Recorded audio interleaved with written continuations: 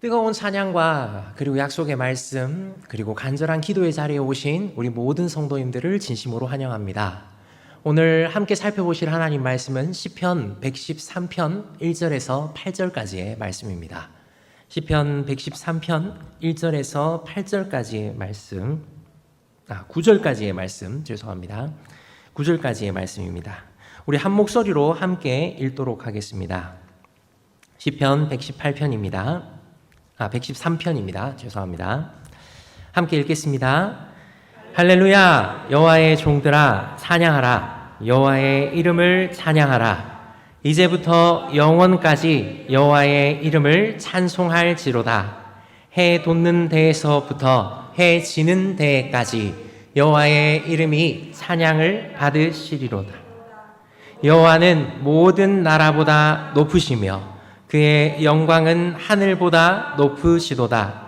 여호와 우리 하나님과 같은 이가 누구리요? 높은 곳에 앉으셨으나 스스로 낮추사 천지를 살피시고 가난한 자를 먼지 더미에서 일으키시며 궁핍한 자를 거름더미에서 들어 세워 지도자들 곧 그의 백성의 지도자들과 함께 세우시며 또 임신하지 못하던 여자를 집에 살게 하사 자녀들을 즐겁게 하는 어머니가 되게 하시는도다. 할렐루야.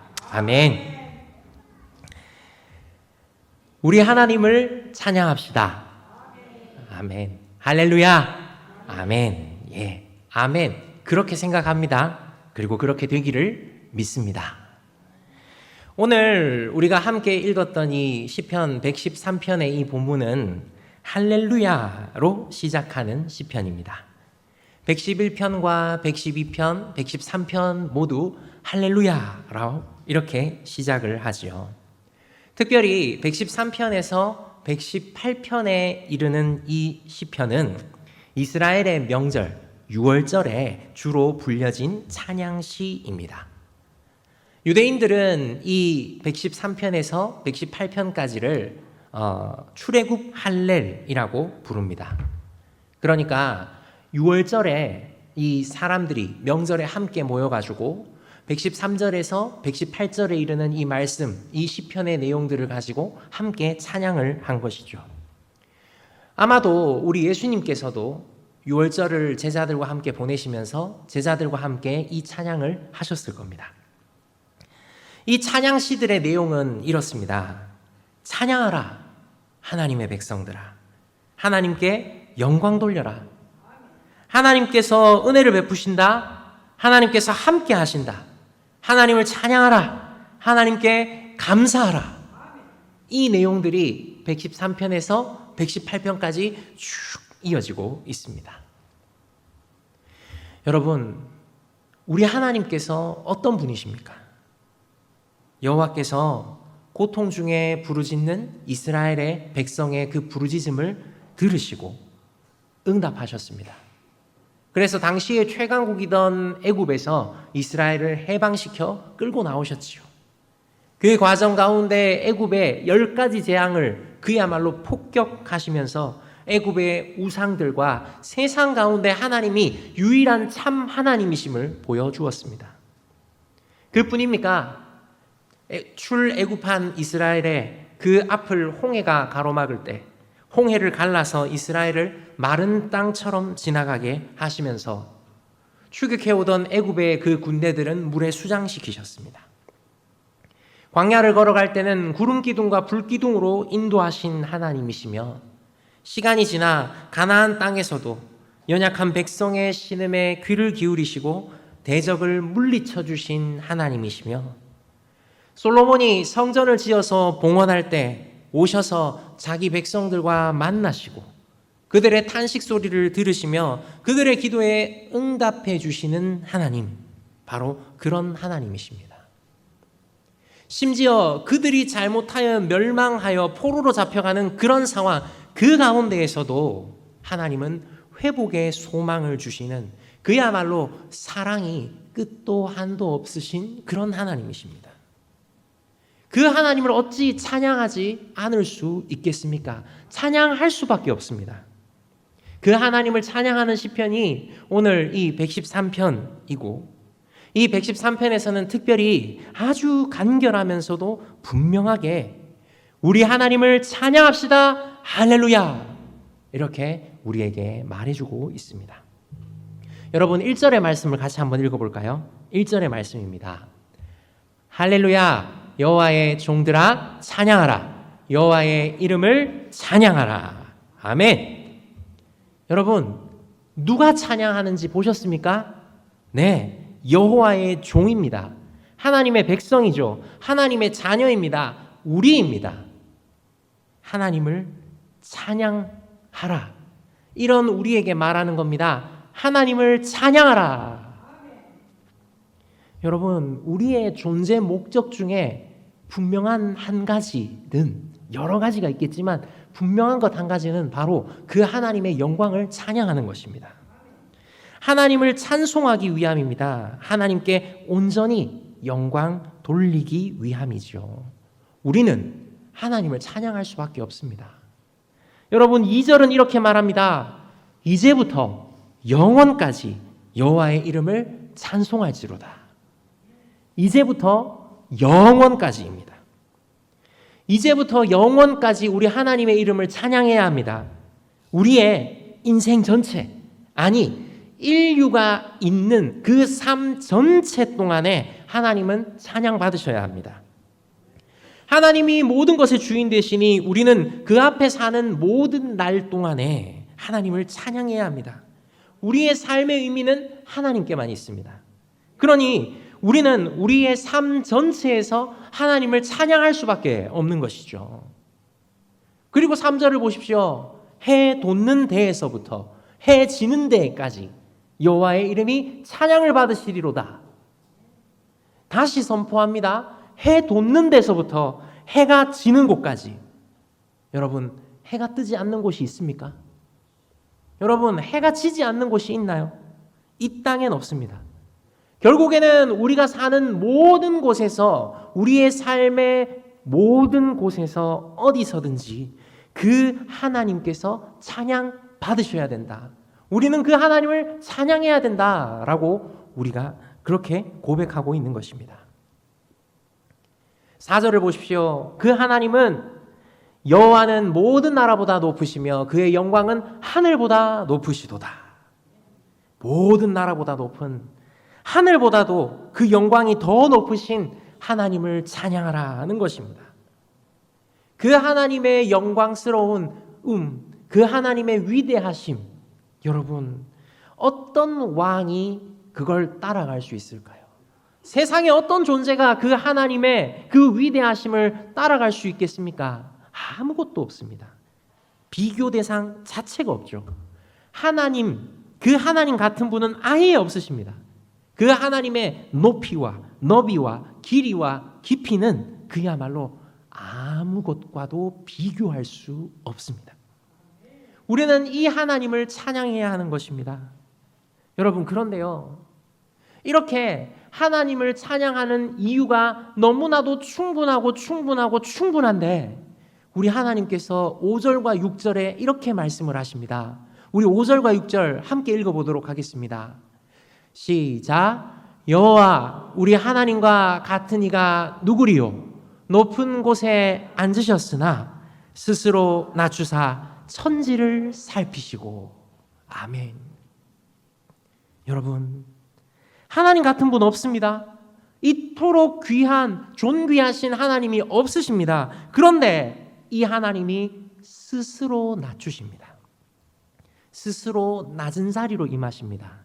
스스로 낮추셔서 우리가 어떻게 사는지 보시고 우리를 돌봐주십니다.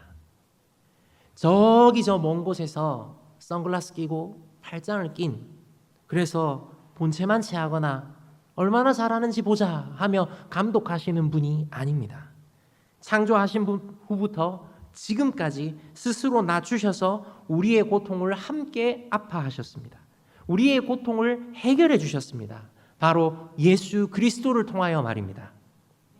가장 낮은 곳에 오신 예수님, 참된 왕이시며 높으신 하나님의 아들, 그 하나님이시지만 화려하고 아늑한 왕궁이 아닌 고통과 죄악의 현장, 그 낮은 곳에 오셨습니다.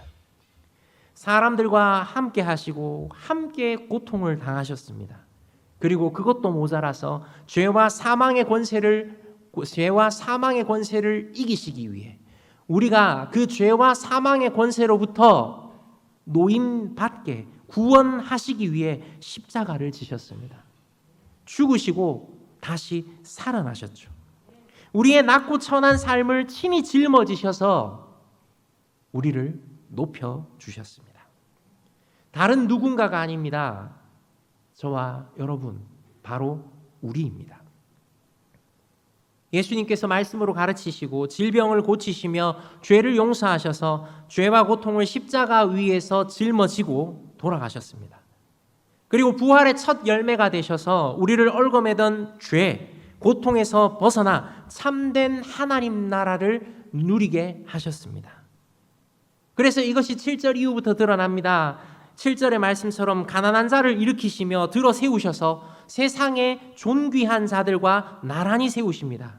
9절에 보면 가장 불쌍히 여기던 불임 여성들, 불임을 그치고 자녀를 얻도록, 자녀도 아니고 자녀들을 얻어서 즐겁게 하는 어머니가 되게 하시는, 그야말로 인생 역전을 주시는 분, 그 하나님을 찬양하라. 오늘 본문은 그렇게 우리가 하나님을 찬양할 수밖에 없는 그런 이유들을, 하나님을 찬양해야 함을 우리에게 절절히 가르쳐주고 있는 것입니다. 그러니 사랑하는 여러분, 우리 이렇게 찬양합시다. 우리 평안을 주시는 하나님을 찬양합시다. 여러분, 살기 힘드시죠? 팍팍하실 겁니다. 만만치 않은 세상, 시시각각 정말 종류별로 다가오는 고통과 슬픔, 아픔들은 그야말로 끝도 모르고 다가옵니다. 우리의 삶을 뒤덮는 거대한 벽처럼, 험한 파도처럼 우리를 에워싸지요. 그 에워싸매 내 힘은 너무나도 보잘것없는 것 같고, 내 도구도 어떻게 막을 수가 없고 저항할 수 없는 이 고통과 아픔들이 우리에게 가득히 있습니다. 우리 자신에게 그 어둠이 걷어낼 수조차 없을 것 같은 그런 짙은 어둠이 끼어 있는 것 같습니다. 그런데 여러분, 우리 하나님께서 이 모든 짐을 이미 짊어지셨고 이 모든 문제를 근본적으로 해결해 주셨습니다. 참된 평안을 이미 주셨습니다. 높으신 하나님께서 낮고 천한 우리에게 오사 이 낮고 천한 우리를 높여주신 그 영광, 그 평안이 이미 우리에게 있습니다.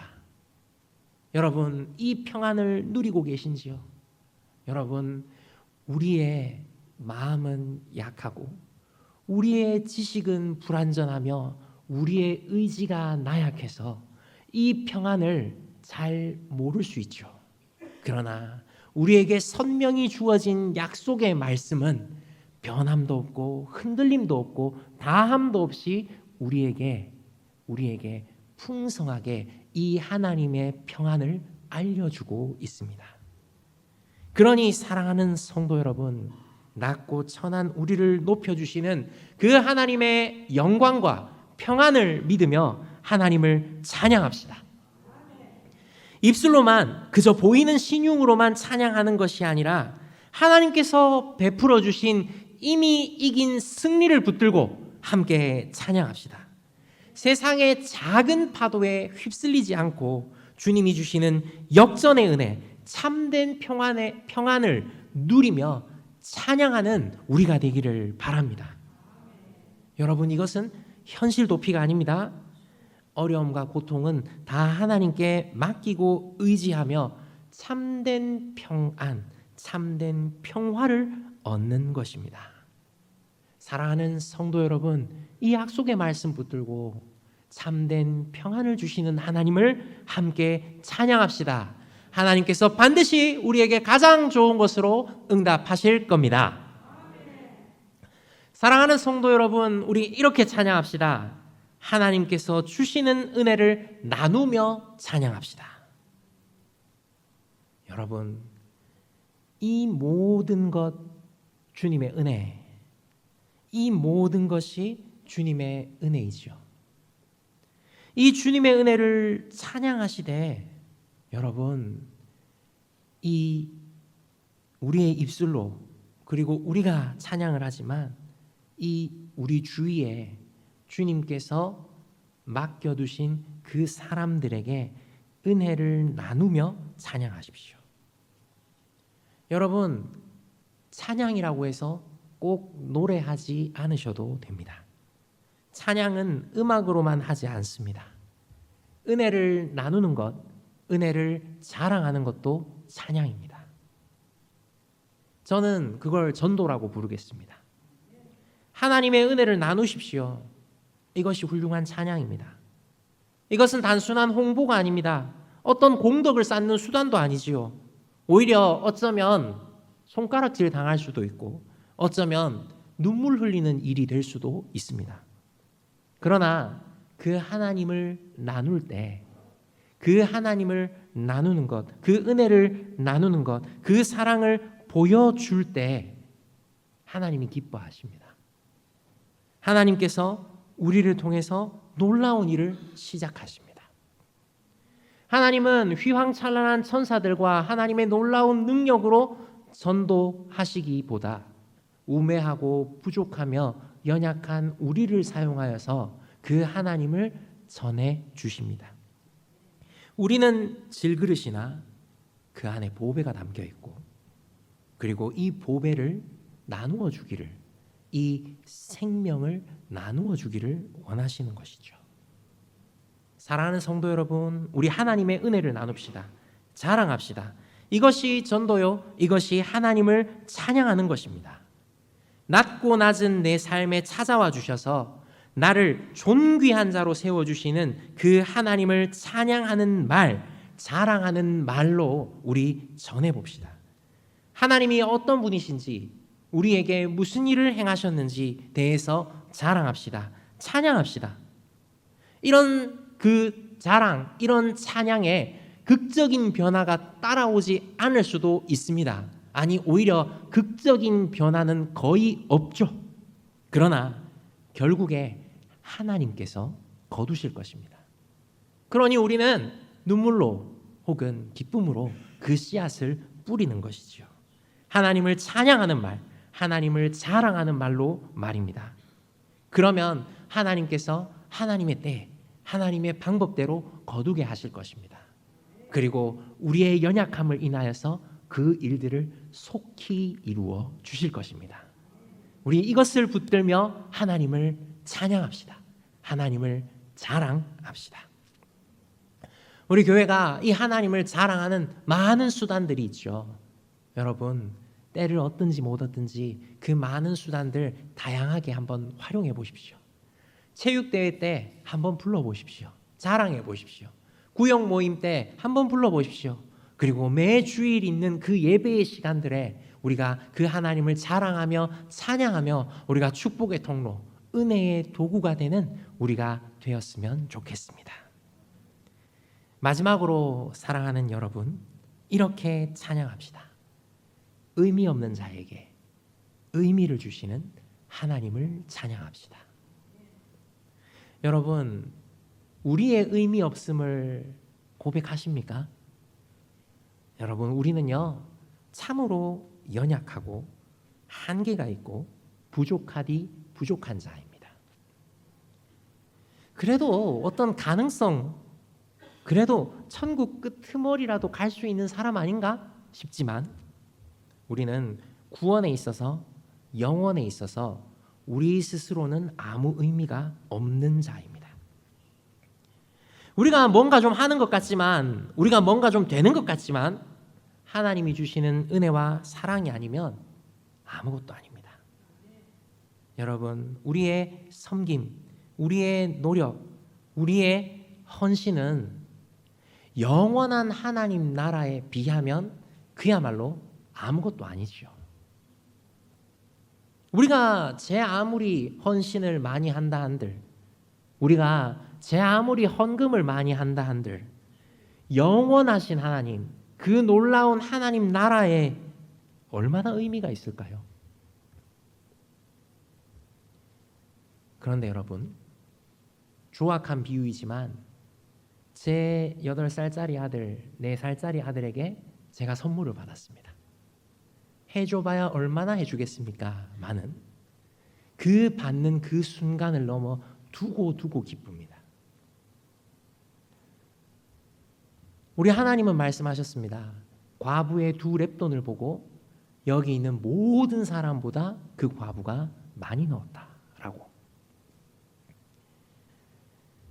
그 나들을 바친 그 예수님을 그 향유로, 값비싼 향유를 예수님께 드린 그 여인에게 말씀하십니다. 네가 한 일이 영원히 기억될 거라고. 여러분 생각해 보십시오.